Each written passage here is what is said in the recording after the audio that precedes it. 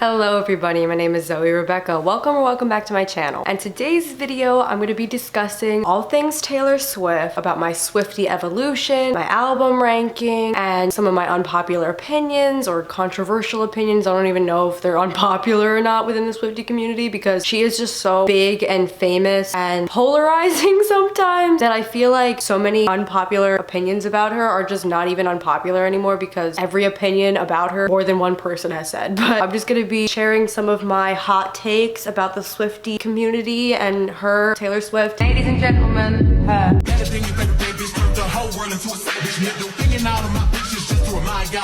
And I just wanted to kind of just talk about briefly my evolution to becoming a Swiftie. As I've mentioned a couple times in my past couple videos, I became a huge Swiftie towards the end of 2022, a little bit before Midnights came out. The hype around that release got me really excited about it, and I went back and took a deep dive into her discography a little bit before that, and I really fell in love with her. And when Midnights came out, I fell in love with it, and I'm just a very big devoted Swiftie now, even though it took me so long to realize how much I connected with her music and how much I love her. I haven't been a Swiftie my whole life like some people have, but that doesn't discredit how much I love her and how much her music means to me and how much I really resonate with so much of her music. And like I mentioned in my favorite music of 2023 video, it really kind of took me to the point of discovering Taylor Swift to really discover the music overall that I really relate to and connect with, and that the genre of singer-songwriters and pop music, folk music, the kind of music that she makes and the diaristic nature of her lyrics is what really drew me to her music, and it allowed me to discover so many other artists that are kind of similar in her genre and are singer-songwriters that I also fell in love with, like Lizzie McAlpine and Gracie Abrams and Phoebe Bridgers and Noah Kahan and so many other people, Olivia Rodrigo, Sabrina Carpenter, so many other people. But yeah, so like I said, I became a huge fan shortly before Midnights came out in 2022, and I honestly cannot remember the first song I ever heard by her, but I am almost positive it was Love Story or You Belong With Me back in the day. Fearless came out in 2008 and I was 5 years old, so I was a youngin' back then, but I'm sure that I definitely heard it somewhere when I was a little kid. My top 5 albums are Folklore, Evermore, Speak Now Taylor's version, Red Taylor's version, and Midnights. I'll get into my full album ranking in a minute, but those are my top 5 albums. I love every single album. I have my album ranking from my favorite to least favorite, but I still love and appreciate every album, and there's only a very few amount of skips in her whole discography that I have. I have like 3 songs by her that I genuinely just don't like, and those are Me,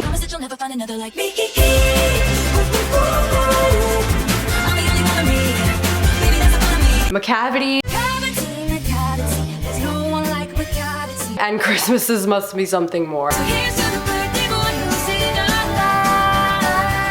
And I know those are really hot takes, right? But yeah, those are the only 3 songs that I just cannot listen to by her. I just don't like them. But most of her songs I love or like. But yeah, so I wanted to give you guys my top 10 favorite songs in her whole discography, which this was so difficult. Like, I wrote this list and I'm like, I'm definitely missing some key songs here, but like, it's really hard to narrow down like all 243 songs that she has released into my top 10 because I love so many of them. And like I said, there's only 3 that I genuinely don't like. But yeah, my top 10, I would say, in no particular order. I cannot put these in any order, but The Lakes, Mirror Ball, Would've, Could've, Should've, You're On Your Own Kid, My Tears Ricochet, Slut, All Too Well 10-minute version, Ivy, 7, and Dear John. And a lot of Folklore and Evermore. I love all of her albums. I can't stress that enough. But yeah, I've always respected her, but like I said, I didn't really explore my true musical taste until I really discovered her. I listened to a lot of hip-hop music before that, and I honestly just listened to it because that's what everyone around me listened to, and I didn't take the time to kind of explore my own musical taste and what I really connected with musically. And I've always been musically inclined. I come from a really musical family. It just kind of took me a while to get to a point to where I really appreciated music in general, and when I found Taylor Swift, that's what really made me appreciate music and songwriting. She's just so phenomenal at it, and I love her music so much, and as a young woman I really connect with a lot of her music. I don't know, just when I started listening to her music, something just kind of clicked in me. I don't know, it's just like this this is what I've been missing. This was like the void that I've been missing in my life. And I know it sounds silly, but it's just like, I feel so passionately about her music. This happens to a lot of people, especially when it comes to her specifically. It's just like you discover her music and it's almost like you have this epiphany, no pun intended, like I've been missing this in my life, and she just becomes such a big part of your life when you really get into her. I'm just really grateful and thankful for her and her music to help me really discover how I feel about music in general, and to help me discover music that has helped me through hard times and that I can really connect with. And I just appreciate Taylor for that. The worst kind of person is someone who makes someone feel bad, dumb, or stupid for like being excited about something. Worst type of person. I don't think you should ever have to apologize for your excitement just because it's like, just because something's cliche doesn't mean that it's not something that's awesome. And I think the first song that like really got me into becoming like a big Swiftie, the first song that wasn't like a hit, that was like Love Story, You Belong With Me, 22, I Knew You Were Trouble, We Are Never Ever Gonna Be Back Together, Blank Space, Shake It Off, whatever. Not one of those big hit songs, but the first song I heard that was like very different, the first time I heard it was Champagne Problems. She would have made such a lovely bride. What a shame she's fucked in the head, they said, with champagne problems. I'm pretty sure Champagne Problems came on recommended when I was on Spotify, and I listened to it and I did not even realize it was her at first because I just hadn't gone really in depth into her music at that point, and I was like, what is this? This is amazing. And that got me really into Folklore and Evermore, and those albums really solidified how I felt about her and how much I appreciated her music, and then it got me into the rest of her discography, and I absolutely love her artistry so much, and I love the way that she has transformed the music industry. It's just very inspirational to me, and I'm not a musician, but I still play the guitar and I write. I'm just a creative writer, and as a creative writer, she has been a huge creative writing inspiration for me, just because she is so good at it and she is so passionate about it, and the way that she has overcome obstacles throughout her career and really stayed true to herself has been very inspiring to me and so many of her fans. And I think when I discovered Champagne Problems, that made me realize how versatile her discography was and how she has so many different genres within her music, and there's truly a song for everybody in her discography. It's basically my Swiftie fruition story, but I think also early on in my Swiftiedom, I watched Miss Americana, the Folklore Long Pond Studio Sessions film, and the Reputation Stadium Tour film, and watching those films early on when I became a Swiftie like really helped solidify how genuine she was. She just appeared so authentic and really deserving of her success, and just gaining that insight through those films in that way really solidified my fandom. So if you haven't seen those films, they just took the Reputation Stadium Tour film off of Netflix, which is so disappointing. You could probably find it somewhere, but also the Eras Tour film. Welcome to the Eras Tour! This has been the most extraordinary experience of my entire life.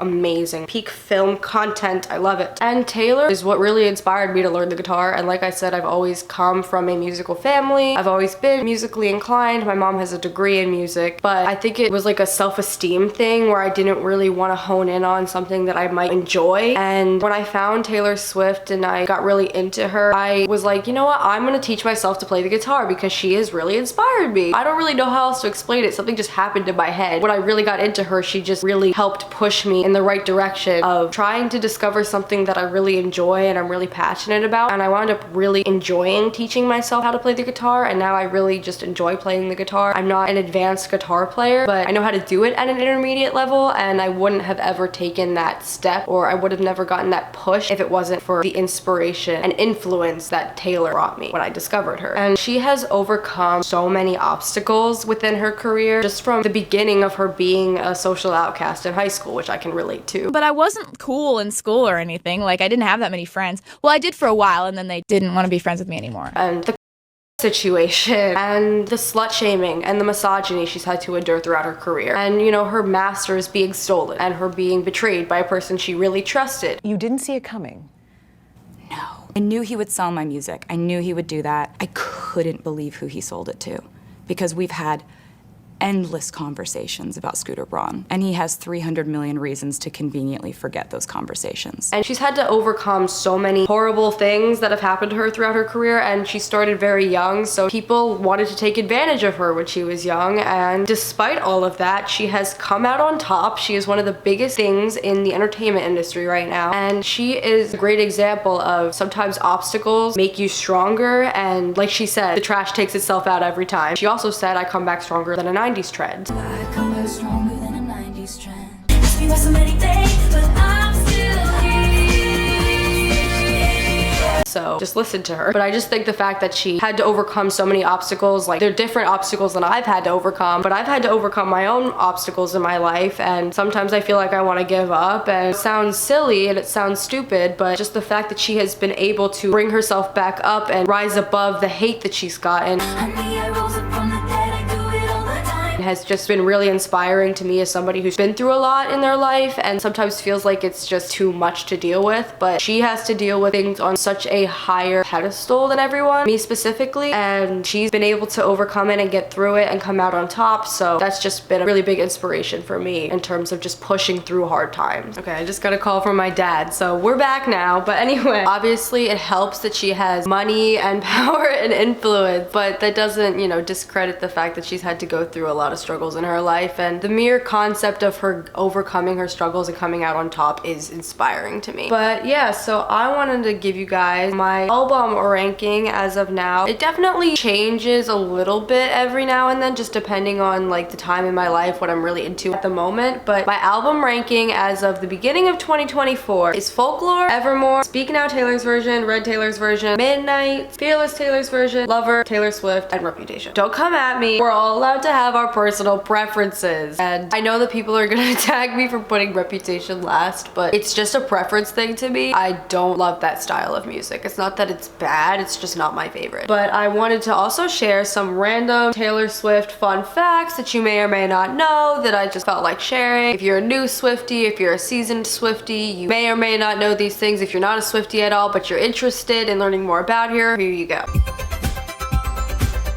So Taylor has won 12 Grammys out of 52 nominations, and she's the only female artist to have won Album of the Year 3 times, in 3 different decades, for 3 different genres, might I add. For Fearless in 2009, Taylor Swift, Nathan Chapman and Taylor Swift. Oh wow, thank you so much. for 1989 and 2015, Taylor Swift. I want to thank the fans for the last 10 years and the Recording Academy for giving us this unbelievable honor. and for Folklore in 2020. Folklore, Taylor Swift. Mostly, we just want to thank the fans. You guys met us in this imaginary world that we created, and we can't tell you how honored we are forever. If she wins Midnight this year, then she'll be the only artist to have won the Grammy for Album of the Year 4 times. The only other artists that have won 3 times are Frank Sinatra, Stevie Wonder, and Paul Simon. And Fearless is the most awarded country album of all time. And Red and Evermore were also nominated for Album of the Year, but did not win. Random access memories. She has released, like I said, 243 songs, and she's definitely written a lot more than that. And there's several of her unreleased songs that people have listened to that I've listened to, but she's released 243 songs. She grew up about 30 minutes away from where I grew up in Pennsylvania, so I just thought that was a cool fun fact to add. She grew up in Reading. I grew up in a little town called Exton. Both of those towns are just a little bit outside of Philly. Her birthday is December 13th, 1989.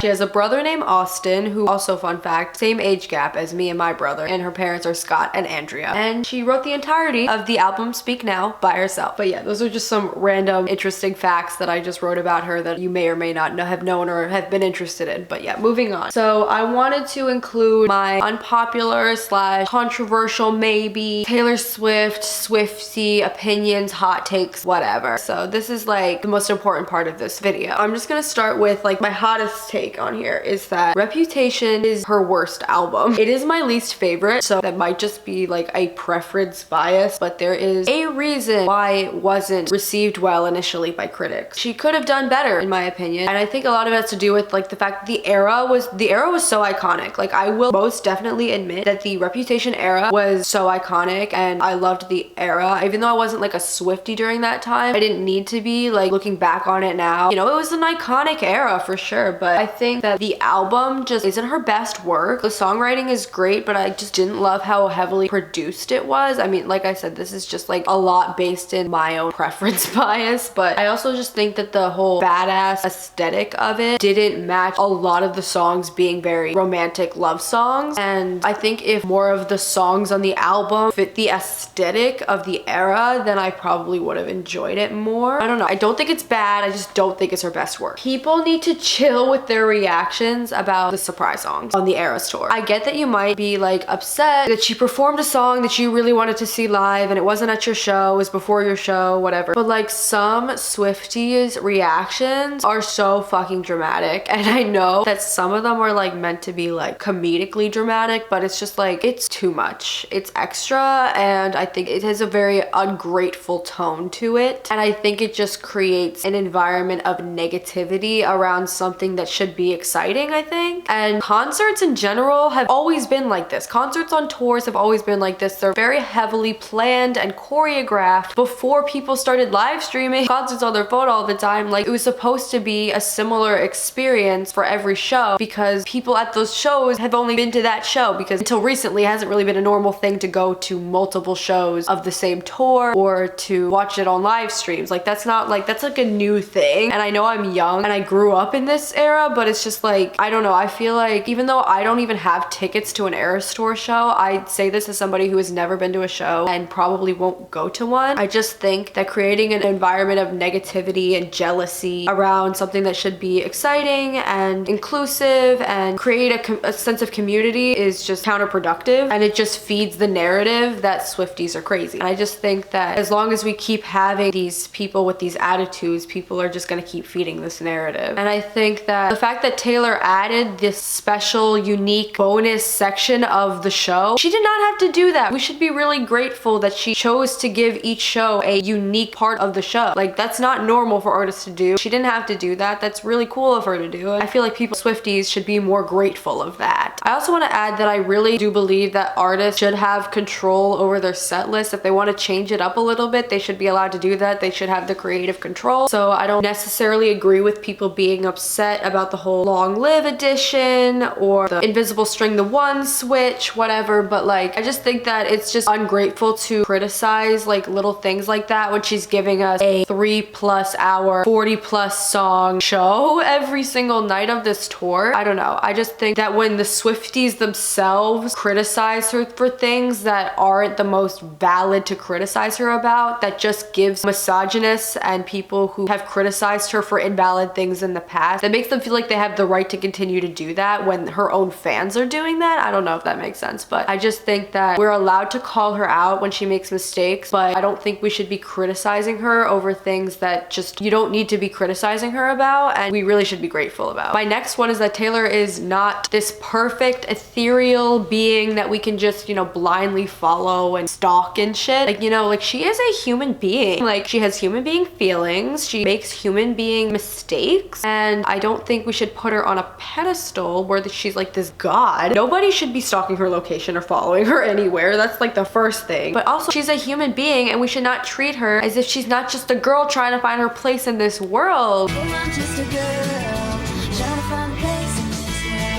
Like for real, like she has made some questionable choices.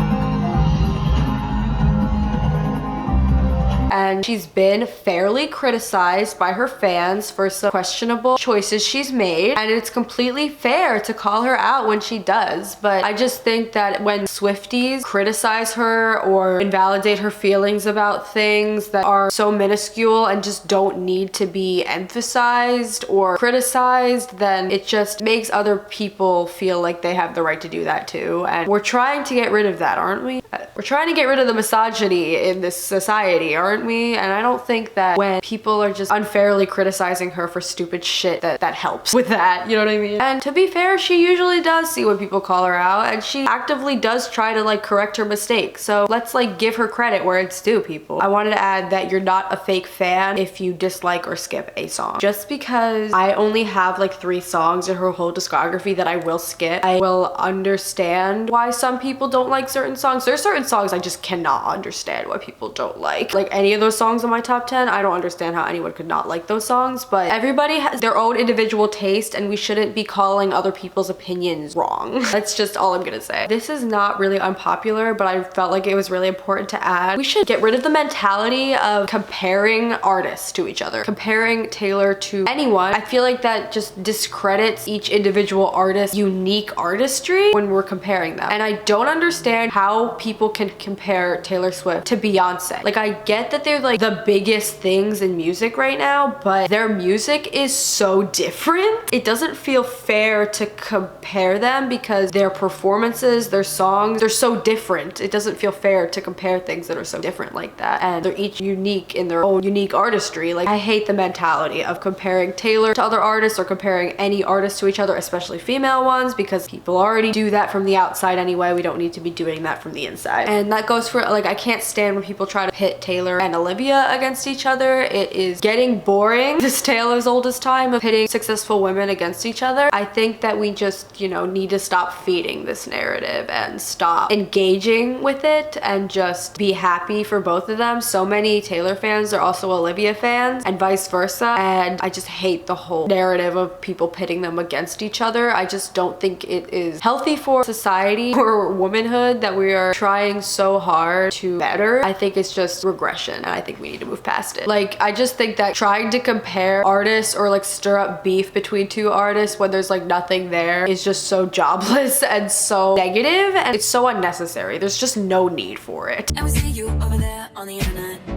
comparing all the girls who are killing it. We all got crowns, you need to come down. Okay, I don't agree with the Joe hate. I am not a Joe Alwyn fan, defender. I'm not a hater. I am just indifferent about him. It isn't love, it isn't hate, it's just indifference. I just don't think it is my place to have an opinion about Taylor's personal relationships or about people that I don't personally know. Okay, really quick, I just want to add just about this last point that I made, but I just want to clarify that I am definitely not perfect. I am not above talking with my boyfriend or whatever about Taylor's personal life, her exes, whatever. Like, I do that to an extent because I think every Swiftie does that, and people just do that about celebrities. Like, that's just a normal thing to do. But like I've mentioned, there's a line that can be crossed over into where it's just too far, I feel like, and it's inappropriate speculation, and I don't like to cross over into that line, and I feel like a lot of Swifties do. And like I said, we all like to talk about her personal life to an extent, but there's a line that can be crossed, and we shouldn't be crossing that line. There is so much that we do not know about their relationship, and I don't think it's fair to make assumptions about anybody's personal life. And that goes to another point I have, which is like, I can't stand the speculation of Taylor's personal life. That's a personal experience between them, and it is not our place as outsiders to make speculations. And yes, she's famous, and there is a level of expectation of people trying to make theories and stuff about your personal life, but it's just like people have gone way too far with her. The whole parasocial relationship thing needs to like be studied. I just think it's better to not say anything at all than to be outwardly hateful. There's just so much hate in the world already, and we don't need to contribute to it for no reason. And like I said, I'm completely indifferent about the man. I'm not a fan of his, I'm not a defender of his, but I just think that some people say things about him or about their relationship that completely discredit a relationship that she had for over 6 years and spawned a lot of her songs. So I just don't agree with hating on him or speculating anything about their relationship, making any sort of assumptions about their relationship or him. And I feel like if you really don't like him, is he really worth discussing at all? Think about that. Okay, people have gone a little insane with the Easter egg hunting. Not every little thing is a clue, and I'm all for having Swiftie fun, but I feel like taking the time to like study all of her music videos and social media posts and Taylor Nation posts, and it's just like all these things that people like spend time studying to try to solve things that just aren't there. I don't know. It just seems very unhealthy, obsessive, and a waste of time. And I feel like Taylor herself, we know she's a mastermind and she likes to plan things in advance, but she definitely does not always plan all of these excessive Easter eggs and everything that people just make up in their head that it means something. Like I said, I'm all for having Swiftie fun, but forming long-winded, unfounded theories just seems insane to me. Listen to her music, be involved in the Swiftie fandom, interact with people on Twitter, whatever, watch your Swiftie YouTube videos. Like, I'm making one right now because I love to watch them, but it's just like there's a line that can be crossed where it just crosses into insanity and delusion, and a lot of people have crossed that line. And I think we need to keep ourselves in check sometimes. I think people really need to appreciate each album / era as it's happening more. Since I became a Swiftie, she has been feeding us with music. Even though I became a Swiftie when she started really releasing a lot more music, I can't help but imagine what it's like like if you were a Swiftie like in 2015 and 16, just that drought, you know what I mean? I feel like people just move on too quickly from each era and don't show enough appreciation for each era as it's happening and just want to move on so quickly. And I feel like that's really ungrateful of how much she's giving us. Like, I feel like people, rather than really enjoying the moment and enjoying the present era, they are just so worried about theorizing and speculating about the next release. And if I were Taylor, I would not be happy about that. I would feel like y'all are really fucking ungrateful for how much I'm giving to you. Like, what? The Reputation Taylor's version theories need to stop. We need to just be grateful of how much she has given us recently. Like, she has so much music to enjoy. And yes, I am looking forward. I am excited to whatever comes next, but I am not spending my time theorizing and obsessing and speculating about what's coming next. I'm trying to enjoy the present moment. The present is a gift, people. Like, that is a saying for a reason. Like, please stop worrying about and obsessing about what is to come and just focus on what's happening right now. Along with that, I feel like sometimes Swifties fail to acknowledge, like, again, she is a human being with human feelings, and we all know she is a pathological people pleaser.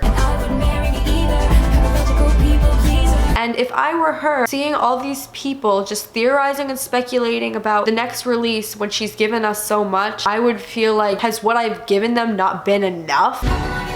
So can we not? True objectivity when it comes to discussing music is almost impossible because everyone's individual taste will cause a degree of bias surrounding your feelings about a project. With that being said, I think people are way too free with sharing their opinions about the best and worst songs and albums of hers and presenting them as facts when they are just opinions. I don't know, I've just seen a lot of this on Twitter and TikTok especially, just people like being like, objectively, these are her worst and best songs and albums. Like, objectivity truly when it comes to music is almost impossible because it's a taste thing. Like I said, I don't think we should be discounting people's opinions as wrong or presenting opinions as facts. That goes with anything, but I don't know, I've just seen it a lot when it comes to her songs. My last one is that Swifties need to stop speculating about her personal life. I was briefly touching on this earlier, but we should just trust what she publicly and explicitly says, okay? We don't need to be making unfounded theories and speculations about her life. I just think it is so inappropriate, especially considering a lot of people who feed into this claim to be her fans. I feel like if you're really a fan of hers, then you respect her as a human being, right? You'll respect her boundaries and her privacy and her space. And some people interpret her lyrics and quotes in a way that may resonate with or, you know, connect with an experience that they've had, but that doesn't mean that that life experience that you had, that you made that connection with, that doesn't mean that that's what she went through, and you should not assume that that is the same experience that she had that got her to that point of writing or saying that. Everyone's life experiences are unique and different individually, and although a lot of us go through similar experiences, we should never ever assume that somebody else's experiences are the same as ours when we don't have any proof of that. Just because of something that they said or wrote in a song that you might interpret in a certain way, it's just like you don't have the full context and you should not make assumptions. One of the most beautiful things about music is the fact that so many people can connect with different songs in different ways based on their own personal life experiences, and that's great. It's just important to separate your own experiences from what the artist might have gone through to write that song or to say that quote that they said. It's just like, it's unfair to assume that our experiences are the same as other people's because we don't know. We don't have the full picture, we don't have the full story, and it's not fair to assume things that we have no foundational evidence around. And I just think that a lot of people project their own experiences onto her, and I don't think that's fair. It's not okay. But yeah, anyway, so that's basically gonna be it for this video. I hope you guys enjoyed it. If you want me to make more Swiftie content, please let me know. Any other content you want to see, please let me know in the comments. I took a little break from YouTube just because I was feeling a little discouraged, but I'm trying to get back into it now. But yeah, so I hope you guys enjoyed this video. If you did, give it a big thumbs up. Make sure you hit that subscribe button and turn on the notification bell, and share this video and my channel to those you think might be interested, and leave me comments down below. Make sure you guys get copies of my memoir, Battles on the Borderline, and my poetry book, and erotic anthology, and my psychology. Make sure you guys stream all my music, available on Spotify, Apple, or any other streaming platform. My singles, I'm Zoe, I'm Lonely, Retrospection, and This Relationship, along with my spoken word album, Metamorphosis. And you can also listen to my podcast, Ebbs and Flows with Zoe Frenchman, also available on Apple Podcasts, Spotify, or any other streaming platform. And you can also follow me on all my other social medias. My Snapchat is Zoe Frenchman, my Instagram is Zoe R Frenchman, my Twitter is Zoe Rebekah F, and my TikTok is Zoe RF420. So yeah, I hope you guys enjoyed this video, and I will talk to you guys in my next one. Bye!